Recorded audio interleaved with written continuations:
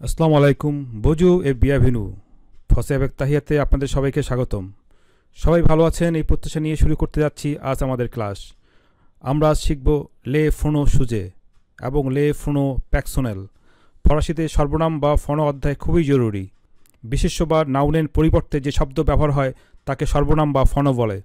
আমরা জানি লে ফোনো প্যাকসোনেল বা ব্যক্তিবাচক সর্বনাম হলো আমি, তুমি, সে, আমরা, তোমরা, তারা। আবার যে ব্যক্তি কাজটি করে তিনি কর্তা, এবং এই ব্যক্তি বা বস্তুটির পরিবর্তে যে সর্বনাম ব্যবহৃত হয় সেটাকে বলে লো ফোনো সুজে। কর্তা ব্যক্তি বা বস্তুর পরিবর্তে যে ফোনোটি বসবে, কারণ এটিও ক্রিয়ার পূর্বে বসবে এবং সে অনুযায়ী ভেবের কনজুগে করতে হয়।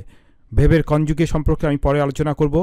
ইংরেজিতে subject pronoun is a personal pronoun that is used as the subject of A verb. Let's concentrate on the subject pronoun.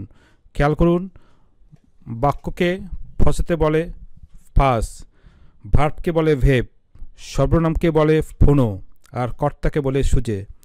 আমরা দেখতে পাচ্ছি ফরাসিতে বাক্য গঠন প্রণালী সুজে, ভেব, কমপ্লিমো। এখানে আমরা তিনটা অংশ দেখতে পাচ্ছি। একটি বাক্যের মধ্যে তিনটি অংশ আছে। প্রথম অংশ সুজে, দ্বিতীয় অংশ ভেব, তৃতীয় অংশ কমপ্লিমো। তাহলে এখন আমাদের কি জানতে হবে? সুজে কি, ভেব কি, কমপ্লিমো কি। আমরা এখন বাংলা বাক্য, ফরাসি বাক্য দেখতে পাচ্ছি। আমরা উদাহরণ হিসাবে একটা বাক্য নিয়েছি, যেমন আমি ভাত খাই। খেয়াল করুন, ফরাসি বাক্যে এবং বাংলা বাক্যের একটা পার্থক্য দেখতে পাচ্ছি। আমি খাই ভাত, তাহলে আমরা কি দেখতে পাচ্ছি? এই শব্দটা ছিল বাক্যের শেষে, খাই শব্দটা চলে এসছে আগে। আমাদেরকে জানতে হবে একটি বাক্যের সুজে কীভাবে খুঁজে পাবো। সুজে খুঁজে পাওয়ার জন্য আমরা ভেবকে প্রশ্ন করব। ভেব অর্থ হলো কাজ, কর্ম বা ক্রিয়া। ভেব অর্থ হলো কাজ, কর্ম বা ক্রিয়া। এখন কাজটা কে করে আমাদেরকে দেখতে হবে। আমরা এখানে একটি কাজ পেয়েছি, খাই। কে খায় প্রশ্ন করলে উত্তর পাওয়া যাবে আমি। আমি এখানে আমি না হয়ে যদি অন্য কি হতো তাহলে বলতাম সে। এরকম কাজটা যে করবে তাকে বলে সুজে। তাহলে প্রথম অংশটা কি পেলাম? যে কাজ করে তাকে বলে সুজে বা কর্তা। আমরা ইতিমধ্যে জেনেছি এই অংশটা হলো ভেব। তাহলে এই বাক্যের মধ্যে সুজে বা কর্তা হলো আমি। আমি কি করি? খাই। খাওয়া হলো কাজ বা ভেব, এই অংশটা ভেব। শেষ অংশটা হলো কমপ্লিমো। কমপ্লিমের ভিতরে অনেক শব্দ থাকতে পারে, যেমন আমি ভাত খাই, কখন, কোথায়, কিভাবে, আরও অনেক কথা থাকতে পারে। আমরা এগুলি পরবর্তীতে জানব। যেহেতু বাক্যের মধ্যে তিনটি অংশ থাকছে, আমরা একটা একটা অংশ করে ভালো মতো জানব। এখন আমরা বিস্তারিত শিখব। আমরা দেখতে পাচ্ছি ফরাসিতে কর্তা কী কী হতে পারে। এখানে দেখতে পাচ্ছি জ অর্থ আমি, আই অথবা আমি, ইন ফ্রেঞ্চ জ। তারপর দেখতে পাচ্ছি টু, এই টু মানে তুমি।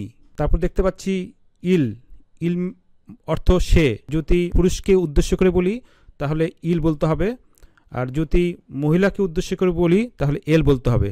আর ও অর্থ আমরা, ও অর্থ আরও অনেক কিছু হয়, এখানে আমরা। এগুলি সবগুলি হলো এক বচন। এক বচনকে ফরাসিতে বলে সাঙ্গুলিয়ে। এখানে খেয়াল করুন, চু মানে তুমি, তুমিটা হলো ইনফর্মাল। এটা আপনি বাচ্চাদের সাথে ব্যবহার করবেন, অথবা খুব ক্লোজ বন্ধুকে আপনি তুমি বলবেন। বহুবচনে যাওয়ার আগে উচ্চারণের বিষয়ে একটা কথা বলে রাখি। In French, last consonant is generally not pronounce except say, L, F, এক। উচ্চারণের ক্ষেত্রে আমি আপনাদেরকে যেটা বলতে চাচ্ছি, আপনি যখন ফরাসি পড়বেন, যখন দেখবেন একটা শব্দের শেষে লেত যদি হয় কসন, তাহলে এটা উচ্চারণ করবেন না, শুধু এক্সেপ্ট সে, এল, এফ, এক। হেয়ার হ্যাপেন সার্টিন এক্সাম্পলস, যেমন দেখুন নু, এটা এসের উচ্চারণ হচ্ছে না। ভু, এখানেও তাই। তোয়া, পিয়ে, বজু, এখানে লাস্ট কনসোনেন্ট যে, এই কনসোনেন্টগুলো, এখানে কনসোনেন্টের উচ্চারণগুলো হচ্ছে না। আবার এক্সেপশন দেখি, অ্যাভেক, এই যেখানে এখানে সে, সের উচ্চারণটা হচ্ছে। নফ, এখানে এফ, এফের উচ্চারণটা হচ্ছে। এখন বহু বচনে আসি। আমি কি যদি বহু বচনে নিয়ে যাই তাহলে আমরা। এখন প্রতিটি সুজেকে বহুবচন করব। এখানে আছে নু, নু অর্থ আমরা।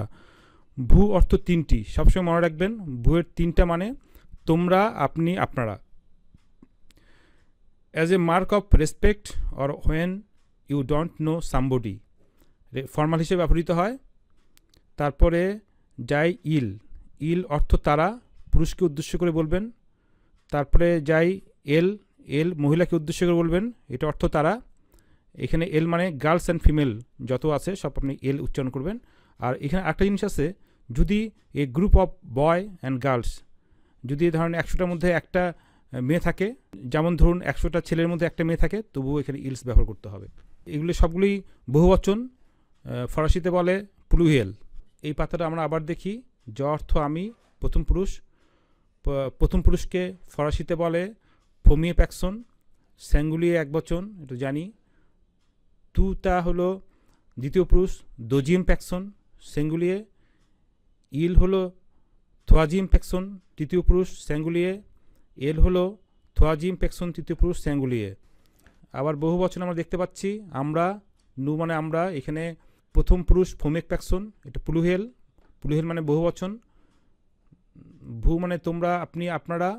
দোয়াজিম প্যাকসন পুরুষ, দোয়াজিম প্যাকসন দ্বিতীয় পুরুষ, প্লুহেল। ইল মানে তারা, থোয়াজিম প্যাকসন তৃতীয় পুরুষ, প্লুহেল। এল মানে তারা, তৃতীয় পুরুষ, থোয়াজিম প্যাকসন বহুবচন। তাহলে মোটামুটি বাক্য গঠনের জন্য যা দরকার তার একটি অংশ সুজে আমরা শিখলাম। তাহলে আমরা সুজে হিসাবে কয়েকটা শব্দ পেলাম, আপনারা ভালো মতো মুখস্থ করবেন। তাহলে আজ এতটুকু। পরবর্তী ক্লাসে আমরা নতুন কিছু শিখব। আশা করি আপনাদের ক্লাস ভালো লেগেছে। পরবর্তী ক্লাসে দেখা হবে। If you have any question, requesting or suggestion, please leave a comment below. For more lesson please subscribe my channel অগোয়া আবিয়ান্ত।